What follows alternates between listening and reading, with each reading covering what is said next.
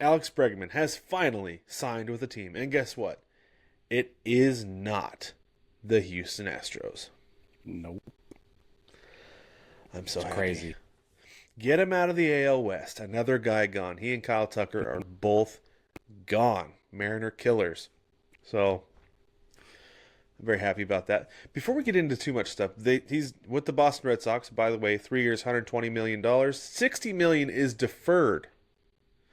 Okay, so we don't need to go into the whole thing because people, it's funny, Brig, on TikTok, a lot of people are like, everybody can defer money. It's like, yeah, no kidding.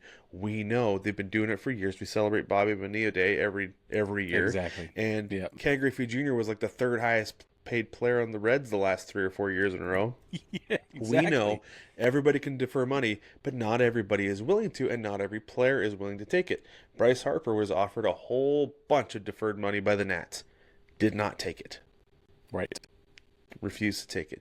And as we found out here, the Cubs did not want to give Bregman deferred money because that was a thing, apparently. Really? Yeah, I read an article that said that the Cubs they were like, nope, we're going to put it all on now. And because of that, we're not going to give him as much. And so we're not going to offer as much. So it's a thing. Interesting. But before we get too much into the Red Sox thing, though, Brick, I'm curious, how big of a blow is this to the Astros? I'm gonna step away from this question because as a fan of an AL West team, as I wear my Mariners hat, I don't feel like I can be as objective as I need to be. But what do you think? Bregman leaving the Mariner or the Astros, leaving the Mariners alone. Bregman leaving the Mariners alone. Yeah, finally. Bregman leaving the Mariners. Astros. Man, he just did it again. Bregman leaving the Astros. Yeah, that's just hilarious. Okay, Bregman leaving the Astros.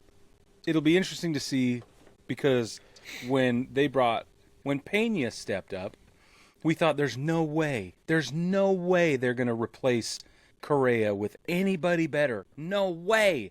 And then they did. They had it in the system. Everything was built for Correa to step away. Well, he's almost Jeremy been Pena. better because he's been more available since Correa's been gone. Right. Correa's been injured so much. Yeah. Exactly. So then I'm tempted to feel similarly about the Bregman thing. Like, they've got to have somebody up in the pipeline that's ready to just step right in and pull a Pena on us. If that's the case, if that holds, not a problem, right? However, I don't know if that's the case. I will be patiently waiting to see. But replacing a guy like Bregman is going to be very difficult. It is going to be very, very difficult. And that's a bat problem, that's a glove problem, that's a clubhouse legacy, personality, legendary influence problem. Yeah, I think if we're looking at it holistically, then the entire fabric of the team changes without Bregman. Yeah. So there's a lot going on there because the thing you're missing out on a leadership, you're missing out on a gold glove. Got his first gold glove last year. And you're missing I am going to try to be objective. So here we go.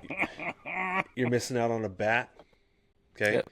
I feel like Bregman really benefited from the Crawford boxes, and I think that he was like, Crawford boxes, monster. Kind of tomato a little bit, right? I know that the Green Monster is really, really tall, but you can pepper doubles off that thing. Yeah. Oh, yeah. Right? And I feel like Bregman's home runs, and this is just like seeing him play against the Mariners, I feel like he hits a lot of towering home runs. That's just my takeaway. Okay? So calm down, Astros fans. I would feel like when it goes out in Seattle, it's towering. So I feel like he can still hit a lot of home runs in Boston. Okay? Now, this is the thing, is I just looked at the Astros depth chart. They have Isaac Paredes, who's going to be taking his spot. Right. Who, I watched a video a few weeks ago about him, talking about how He has some of the lowest bat speed in Major League Baseball. Mm-hmm. And something, I think it was like his OPS was really low, something like that. But the Astros looked at it and they're like, the Crawford boxes are really close, and he could really benefit from that. So Fair. there's that. But you're counting on that though with Paredes is the thing. Is that you're banking on the fact that he's going to be able to take advantage of the Crawford boxes to make up for that offense that Bregman brings. So I don't know if it's going to happen necessarily, but I think that that's one of the things the Astros are like, we don't want to overpay for Bregman because we feel like we have enough of a replacement. That said, the Astros are worse today than they were the last day of the season 100%. because they don't have Bregman. Like 100%. that's flat out how it goes. They're worse. Is that yes. Yeah. They are a worse team without Alex Bregman. And I don't care that who is you the put best at way to third put base it. because the other guy, their other third baseman is Mauricio Dubon, who's good. He's a good, solid player. Yeah. He filled in around that infield when guys were hurt last year, and he did fine. But he's not Alex Bregman. You're missing it. So a couple of things that are interesting about Bregman: 4.1 WAR last year that was 145 games. 30 doubles. There you go. 2 triples, 26 homers, 75 RBIs. He batted 260, 315, 453, OPS plus 118. And a Gold Glove, obviously. So, should we move? Can we move to the comparison? Go, yeah. Because he's gonna go play with Rafael Devers, and Rafael Devers said, "I'm not moving from third base. I'm a third baseman. Right. This is what I do. I play third base. I don't know what the problem is." Mm-hmm. And he said it in such a way that was like a little bit jokey, like you could tell he was trying to lighten the mood, soften it up a little bit. But behind it, and it was so thinly veiled, because right behind it, it was like, no, this is his quote. No, I play third. It's my decision. My position is third base. Whatever it is they want to do is what they want to do. But my position is third base. I don't know what their plans are. I know we had a conversation. I made it clear what my desires are. Whatever happens from here, I don't know. I'm like, get after it. That is your corner, literally, and you should tinkle on it. So it gets even better because apparently somebody asked Devers about, like, what if they do move you off third base? And he's like, that's a tough answer to give. I haven't given it much thought. I've been here my entire career. I haven't asked myself that question. I'm open to listening. I'm not close to those conversations. So it's like, yeah. There will be drama. Now let's do a comparative analysis. But hold on. To settle all that though, initially I saw that Bregman's going to play second base. He came up as a middle infielder. He is shortstop, so I think that's probably what's going to end up happening because they have Story at short, Devers at third, and it just makes sense to put Bregman at second because I think he can play it. So yeah, that's what I thought. Has he played any second base in the major leagues? And if he has or has not, when was the last time? That's what I want to know. So yes, he has played second base in the majors. Last time was in 2018. He played some second base. Okay. I want to see exactly how many games that he played there, though. Let's see. 2 games in 2018. Yeah, that's what I was thinking. 4 in 17. 3 in 16. So he hasn't played there a lot, but he has, which means I think he's athletic enough still at this point in his career that he could do. And honestly, like, it's good for an aging infielder. I think, like, I don't know. So okay, in Little League, do you know what the thinking is now of where you put the worst player? No. It's not right field anymore. Well, that's what you would think, yeah. It's second base. Really? Yeah. Shortest throw in the infield. For sure. Any ball gets by him is backed up by the right fielder.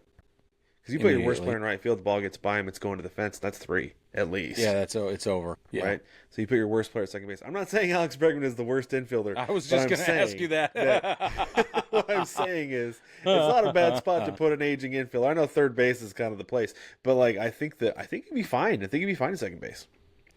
Yeah, it's interesting to say the least, because he is 31. Alex Bregman is, and Devers is 28. Yeah, Devers is 28. So the thing I worry about with second base, I was having a conversation with my neighbor about this, is all of the lateral movement, the left and the right, and it's a little more dynamic in terms of range requirements for your footwork, not for your arm.